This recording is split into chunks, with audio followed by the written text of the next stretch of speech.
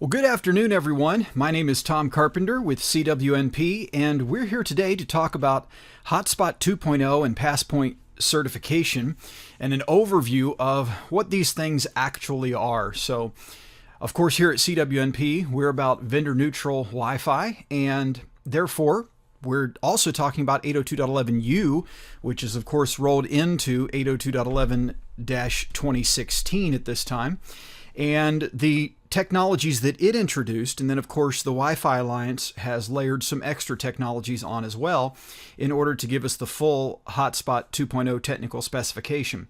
So we're going to be talking about what this technology does for us, where it might be used, and some of the components that make up this technology solution. This will be a good general overview to help you understand what Hotspot 2.0 is all about and why it may very well prove beneficial to you.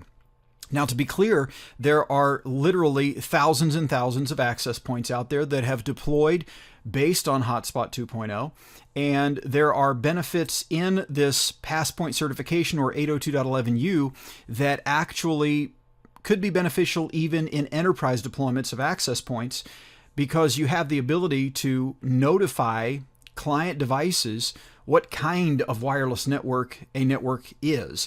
So, for example, it could communicate to the client devices that a network is a private network as opposed to a public network or a private network with guest access or something like that. So there are some possible applications of this simply because of the added information that's provided in beacon and probe response frames. But we'll get into that in more detail as we go through this.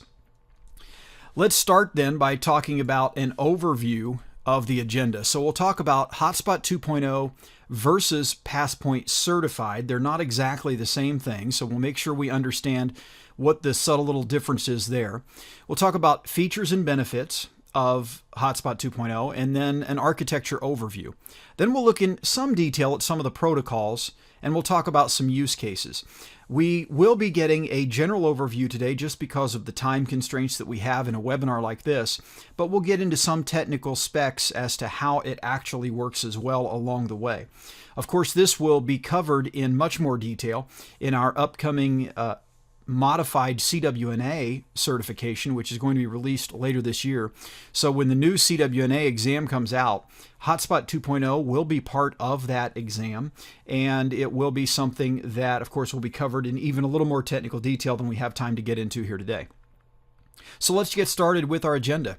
First of all, Hotspot 2.0 versus Passpoint Certified. The big difference here is that Hotspot 2.0 is a technical specification for implementing a network or a system that supports Passpoint certified devices. So you can think of Hotspot 2.0 as the system and Passpoint certified as hardware-software combinations that are certified to be compliant with the Passpoint certification standard. So we see in our example here, we have an access point, which is a Passpoint certified AP. We have a tablet, which is a Passpoint certified client, but the access point is actually creating a Hotspot 2.0 network. And so Hotspot 2.0 is more than just the fact that you've got one device. A single device can be Passpoint certified. But Hotspot 2.0 says, okay, here's how we're implementing Passpoint certified devices so that they can interoperate, communicate with one another, so that devices can gain access to the network and so forth. So a Hotspot 2.0 network supports Passpoint certified devices for four major components that we'll talk about in more detail later, and they are discovery, registration, provisioning, and access. So we'll get a little bit more into that, but for now just know that the subtle little difference here, if you've been confused by this, is that Passpoint certified defines devices that will be able to function in a Hotspot 2.0 network, and Hotspot 2.0 is the technical specification for how to implement or build that network. So the features and benefits. Well, one of the big things with Hotspot 2.0 is that it can provide automatic connection to known services based on detailed back-end information. Now, what do I mean by this? Well, basically, Hotspot 2.0 and Passpoint certified devices have the ability to actually gather information beyond what normally would have been available when selecting a Wi-Fi network. And because of this, some of the user element can be removed from connecting to the network because it's not dependent on remembered SSIDs. So normally, you know the process. We open up our Wi-Fi connection tool, whatever it happens to be, whether it's a phone or tablet or laptop or what have you, and we look at the available SSIDs. We click on the one that we think is the right one that we want, and we try to gain access. Well, the issue is that the problem being an SSID does not mean it's the network we want. So for example, anyone can create a network and name it a particular thing. So you have very large public Wi-Fi providers or hotspot providers out there. A lot of them are based on cable companies and things like that. And anyone could implement an AP and give it a name so that it looks like it's one of those cable company provider networks. And then, of course, they could possibly harvest from that information, so they could do some Wi-Fi phishing and gather your real username and password so that they could then get onto the real hotspot provided by that network provider. So these kinds of issues have been there. And then there's just the complexity issue where the user has to wonder what kind of network they're going to connect to. And of course, they get those wonderful messages that we've all seen, right? It says, this network may not be secure. So there's a security warning because they're possibly on a public hotspot with no encryption whatsoever. So one of the benefits of Hotspot 2.0, as clients support it and as it's rolled out in hotspots, is that it gives you the benefit of not having to have an open network in the end. So once you're provisioned, once you're registered, in all cases, you would have the ability to have a secure network. In some implementations, depending on the Hotspot 2.0 specification and use and so forth, you may find that you have to have an open network to get registered and provision, but then you can have a secured network with WPA2 to actually use the network. And do keep in mind that Hotspot 2.0 requires WPA2, so it can't be WPA, it has to be WPA2. And it allows for registration and provisioning in the latest specs as well, so you can get registered and get provisioned before you get on, and you don't necessarily have to be pre-provisioned to get onto the network. So the benefit here then, in summary, is that users are not required to look for networks to which they can connect. If their device is configured with a particular service provider, it will automatically be able to connect regardless of SSID to the network that supports that service provider. This can help reduce fake network connections and evil twin type attacks in public hotspots, particularly when you're already registered and provisioned. So let's take a look at the architecture overview. What we have here are the various components, courtesy of the Wi-Fi Alliance, that make up this architecture. And this first one we're looking at here would be based on having a SIM module or USIM module in your mobile device that allows you then to authenticate from your cellular network provider, whoever that happens to be. And the benefit then is that your SIM is known, and because your SIM is known, you can be authenticated onto the network. And you'll use, of course, a particular extensible authentication protocol type. We'll get into that more a little bit later, but it allows you to get authenticated to this hotspot based on the fact that the hotspot network is cooperating with your actual cellular provider. So the components of the architecture then include, of course, a Passpoint Certified client device, a Passpoint Certified AP, and then you're going to have what's called an ANQP server. This is the Access Network Query Protocol server, and it may be that it's simply integrated into your AP, or it may be an external server. And this is why it is represented here as a virtual concept, because it could be that it's just part of the internal AP functions. And then in addition to that, you're going to have some kind of a home network. And this varies between SIM and non-SIM, but you could have a home HLR, which is a home location register, and this would be used with SIM providers. And then you're going to have other types of home networks when you're not using a SIM card or a USIM card. So the basic concept then is we use ANQP and EEP between our client device and the access point. and we use radius between the access point or access point network and our home provider so that we're authenticated through the actual EEP types that we're choosing to utilize depending on the scenario. One of the great advantages of this architecture is it implements, based on 802.11u and some enhancements to that, enhanced queries before authentication and association. So if you may know, with traditional Wi-Fi, you can associate, you can authenticate, associate, and then possibly after that perform an EEP authentication or something of that sort in order to have advanced credentialing, and then of course you have a four-way handshake to secure the connection. So that's traditional Wi-Fi. Traditional public hotspots were just open, right? So you authenticate, you associate, you're on the network. There might be a captive portal or something like that there that's blocking you from using the internet till you agree to a license agreement or pay a fee or enter a code or something of that sort. But the actual Wi-Fi link itself is just based on authentication and association. The first step then is authentication after discovery.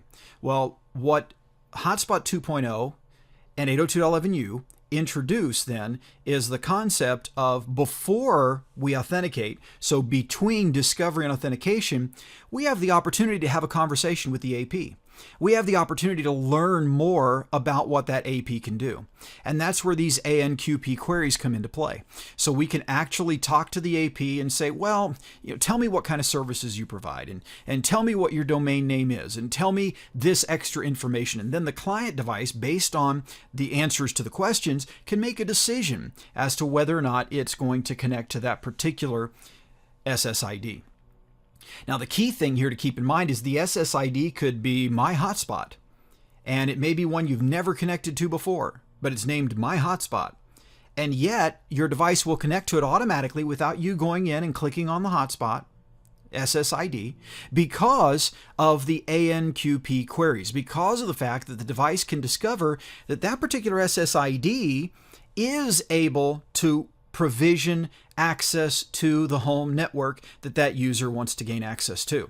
And so therefore, it can connect to an unknown SSID because of this ANQP communication that happens between the client device and the APs.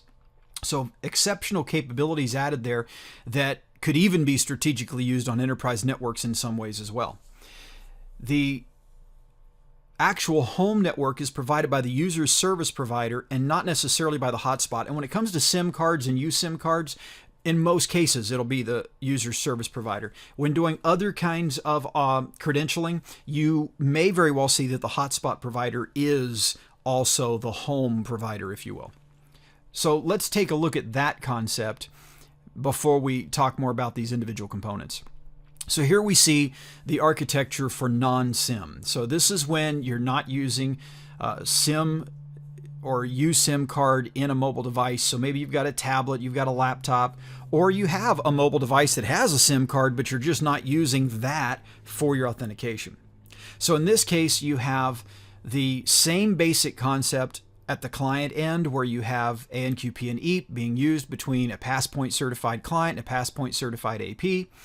And you still have your ANQP server in the hotspot operator's network, or the hotspot network. But then notice we're connecting to just a home AAA server. We're no longer necessarily connecting to the same HLR or home location register we used with SIM or USIM authentication. And it is important to know, by the way, that the hotspot operator and home service provider may be the same or different entities in this case. So it's going to vary in how this is actually implemented. But everything else is relatively the same. We're going to use different EEP types when we're dealing with non-SIM than when we're dealing with SIM. But the overall architecture still works in the same basic way. So let's talk about these device states that a device goes through. Normally, when connecting to standard Wi-Fi, without 11U, without Hotspot 2.0, we go from discovery to secure access, or from discovery to authentication, association, and 802.1x EEP for an enterprise deployment. So that would be the normal process. But with Hotspot 2.0, we have these intermediary steps. So there's discovery and then registration, provisioning, and secure access. Now here's a key thing to keep in mind.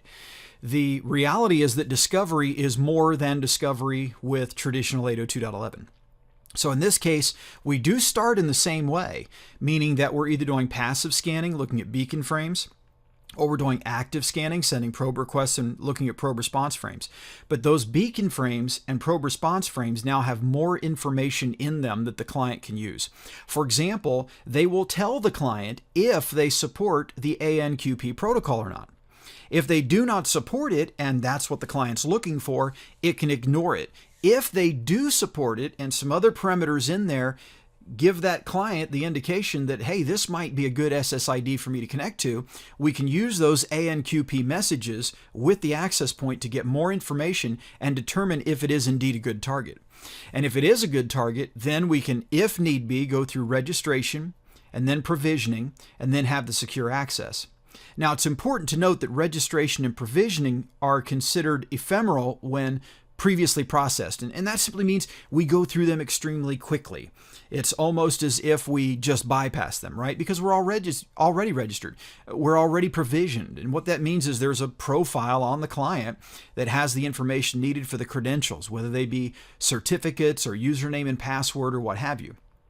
So if the device has connected to any SSID that is able to communicate with their home network, and remember, home network is not the network at your house. We're talking about your service provider's home network, so the home SP.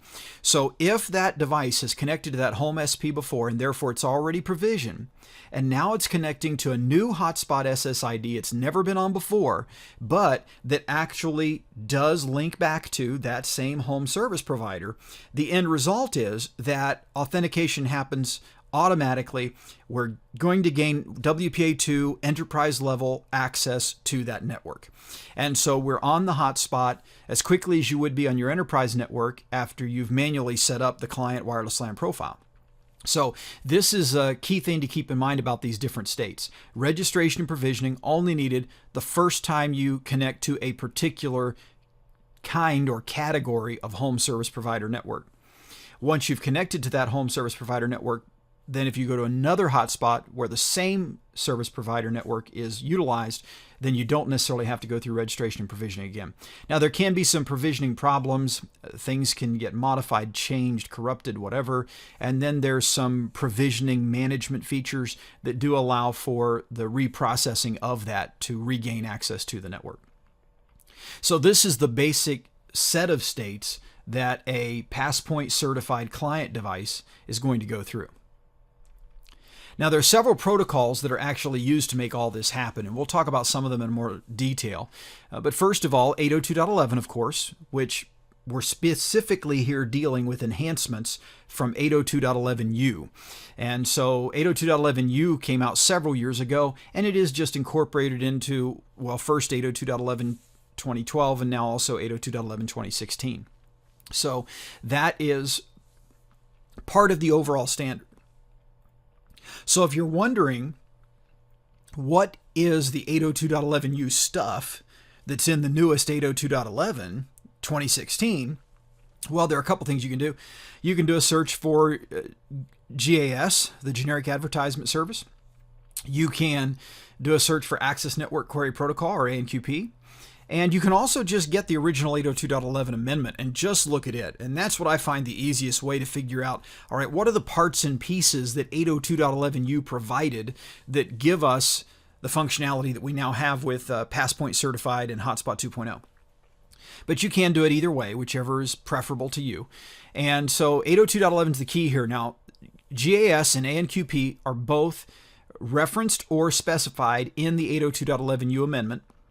And so that's where they come from. Of course, the Extensible Authentication Protocol, we've used it in our enterprise networks for years, and that is its own IETF standard.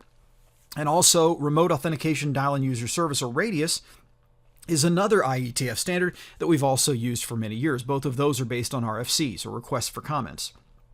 So these are some of the primary protocols, but understand that ANQP is defined in 802.11, and then the Wi-Fi Alliance has also added some extra elements, some extra capabilities to that to enhance the 802.11 functionalities to further support Hotspot 2.0. So here's a basic overview then of ANQP and what it might look like. So we have our Passpoint Certified client, we have our Passpoint Certified AP. And so what we're going to have is Hotspot 2.0 capable AP beacons and probe responses. So remember, initially we're still looking at the same thing we would with standard traditional 802.11. We're looking at information elements in beacons and probe response frames. And so in there we're going to see, first of all, that RSN is WPA2, so that's required. We're going to see the internetworking element. This is a new one. So the internetworking element is a new element introduced in 11U that gives us things like the homogeneous ESSID or the HESSID and venue information. So what is this venue, description of the venue. Advertisement protocol elements, which tells us whether ANQP is supported or not with the AP. Roaming consortium element, which tells us some of the service providers that are available to us through that AP, and the Hotspot 2.0 indication element. So these are new elements that are added to beacon and probe response frames so that a client knows, okay, this AP, because it has this information, is Hotspot 2.0 capable. So these stations can scan for networks and discover any AP advertising this capability. The station then is going to use ANQP with the AP to get the various properties of the Hotspot 2.0 access network. And then it'll select the query elements it requires to find out what the network actually supports. And this is where actually GAS comes into play, the generic advertisement service. So GAS is what you can think of it as just a wrapper, right? So your ANQP queries are wrapped in GAS messages, okay? And so what we're going to do is we're going to query things like the venue name, network authentication, the roaming consortium, IP address information, NAI realms, 3GPP cellular information, domain name, operator friendly name, WAN metrics, connection capability, and there are more things as well that can be gathered. And then we're going to get the response back with that information. So this is some of that communication that happens before we decide to authenticate with that AP. So the station evaluates the response based on looking at its subscription information and says, yes, I can get to my home service provider through this, or no, I can't. And based on that, it will decide whether or not to connect. So we're still going to have the same kind of logic that a client would use when connecting to an AP. That is, if I see 3 different SSIDs that are all telling me they're Hotspot 2.0 capable, and 2 of them do support my service provider network, but 1 of them has a 20 dB stronger signal, well, I hope that my client's going to connect to the one with a 20 dB stronger signal. So that kind of thing is still there, traditional 802.11 decision making for what AP I'm going to connect to. But in addition to that, we have the extra capability of determining that the AP supports my actual home service provider. So if I have an AP that's 20 dB stronger, but it doesn't connect to my home service provider, and another one that does, I'm going to go with the weaker signal that does, right? So it's going to choose the network that gets me where I want to go. And so once we've gone through all of that, we can authenticate and associate using WPA2 EEP authentication, and that's going to go with radius back to our home service provider network, because that's where our credentials rely. They're not on the hotspot provider network, they're on our home service provider network, assuming that's separate from the hotspot provider. And once we've done that, we're actually connected to a hotspot, get this, with WPA2 encryption. So no longer are we sending things in clear text like it is so often when connecting to hotspots. Now let's talk about the EEP types that are actually supported by this architecture. It's going to depend in part on the credential type you're using. So if I have a mobile phone with SIM or USIM, then I'm going to use EEP SIM or EEP AKA. Those are the EEP types that I'm going to use in that scenario. If I support certificates for credentials, I'll use EEP TLS. And if I have to use a username and password, I'm going to use EEP TTLS with MS Chat v2. Now remember, the radius type you're allowed to use is not really so much linked to the SSID alone, but to the home service provider network, right? So one hotspot may be able to give me access from my mobile phone with EEP SIM, and then another user is going to get access possibly to a different home service provider using EEP TTLS MS Chat v2. And so again, the SSID alone is not what's defining this for me, but it is this entire architecture that links back to my home service provider network. We can also define the access network type. So this is part of the inner working element that's in beacon and probe response frames. And this is where I said that this could even be beneficial for your own networks, keeping phones from trying to connect to your private network, for example. Why? Because it has a type code of 0. And so since it has a type code of 0, the device knows not to even try to connect to that.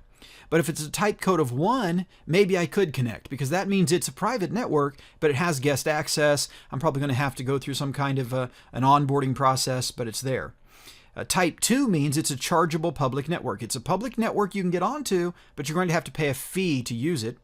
Type 3 is a free public network, which means I can get onto that network and I don't have to pay a thing. I just need to go through possibly registration and provisioning, and now I'm on. A personal device network is type code 4, which basically means that it's an independent basic service set, an ad hoc network, right? So that kind of network. And then an emergency services only network is type code 5. And there are some other reserve type codes. There's a testing type code and so forth. But these are the primary type codes that I want to make sure that you're aware of. So these are some of the things that are provided in that beacon or probe response frame that tell that client device what kind of network it is before it even attempts to connect to the network. So let's talk a little bit about some use cases for this now that we've gone into some level of detail about what Hotspot 2.0 is all about and how it functions. And for this, what I'm going to do is I'm going to actually turn to 802.11 2016. There is an NX, it's NXR in originally 802.11u, but now 802.11 2016, which gives you this extra information. So when we go over to the PDF of 802.11 2016, you can see we have a section here, interworking with external networks. And there's a general information that tells you what kind of scenarios or use cases we're going to have here. But let's just look at the first one here, airport, in order to kind of understand a use case or scenario of this applying. So we've got here a traveling businesswoman arriving for the first time at an airport having a wireless LAN. This user wants to download email onto her laptop utilizing the airport's hotspot, a chargeable network. Once associated, the woman needs to connect via VPN connection back to her company servers to access email and information from the customer database. So here's the process. Step 1, the laptop's non-AP station performs an active scan, sends out probe request frames, right, with a wildcard SSID, and an inner networking element with access network type subfield set to chargeable public network. In other words, she's just searching for a chargeable public network. So she gets back a probe response frame from several of the airport's APs and for the SSID of Narita Hotspot. Now, the probe response frame received by the laptop indicates extended capability elements with AP providing inner working services. Inner working element says the venue group is 1, it's an assembly. The venue type is 3, it's a passenger terminal. Internet is equal to 1, which means internet is available. ASRA equals 1, so there's an additional step required for network access. The advertisement protocol element includes the advertisement protocol ID set to the MIH information service. And so we know that ANQP is supported. Roaming consortium element present containing an organizational identifier for Hotspot Roaming International. And there is no RSNE present in the received beacon frame. So since the laptop's device does not recognize the Roaming Consortium organizational identifier, it invokes the GAS protocol. We've got to learn more about this network. So it queries the network, and the network response indicates the roaming partners for Narita Hotspot. So what other service providers are we partnering with? And the laptop would have security credentials for one of them. So the AP indicates ASRA equals 1, so now the client has to invoke the GAS protocol to retrieve the network authentication type so that it can authenticate. The response says that HTTPS redirection's in use. So we get a redirect URL to the location. Now, this is just extra information at this point because this particular network is using a walled garden or captive portal, right?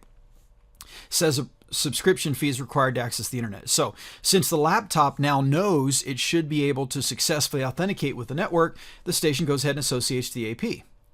And then what we get is we're going to carry out processes at higher layers. So we can associate to it, and then we're going to go through this process of going to the URL, gaining access that we need. Once we gain that access through whatever the walled garden requires, then the VPN client can be launched separately and we can gain access to the corporate network. So this is just one example of the general process, and I would encourage you to look through the rest of these. If you don't have 802.11 2016, don't worry. You can actually go through these by looking at 802.11u, which is currently a free download. 802.11 2016 has not been released for free download just yet. But we have a case for shopping, a sales meeting, a museum, an emergency call, and an emergency alert. And we also then go into QoS mapping guidelines for inner working. But this is a good set of scenarios that you can run through in the standard itself, which give you a really good idea of some of the use cases, how this might actually be utilized.